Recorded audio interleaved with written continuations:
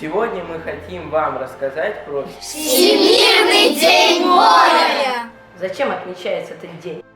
Чтобы напомнить всем людям об опасности, угрожающей морям. Привлечь внимание к тому, какой невосполнимый ущерб морям и океанам наносит слишком большой вылов рыбы, загрязнение водоемов и глобальное потепление. Море – это часть Мирового океана, и в него входят 4 океана и 75 морей. А зачем нашей планете нужны моря и океаны? Они влияют на климат. Моря и океаны – главные поставщики кислорода. Они дают работу очень многим людям и содержат большие запасы рыбы, моллюсков, ракообразных и водорослей. А также хранят полезные ископаемые и минеральное сырье. Моря и океаны – это дорога, связывающая разные страны. И источник энергии.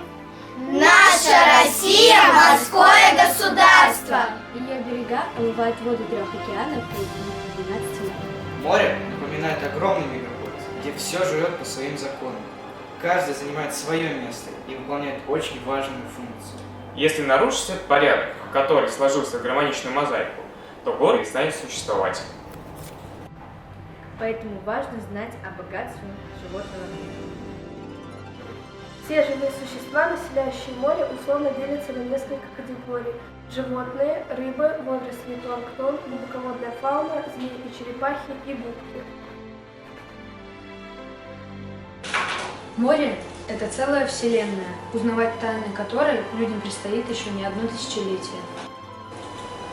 Какие же экологические проблемы угрожают морям и океанам сегодня? Загрязнение, сточные воды, бытовой мусор, нефть и нефтепродукты, отравляющие вещества. Браконьерство и незаконная добыча морских ресурсов. Сокращение численности и угроза вымирания морских животных. Полное исчезновение некоторых видов морской флоры и фауны. Мы, жители планеты, должны понимать, насколько важно сохранить дом, в котором мы живем, и ценить все, что нас окружает, в особенности водный мир. Давайте сохраним нашу планету!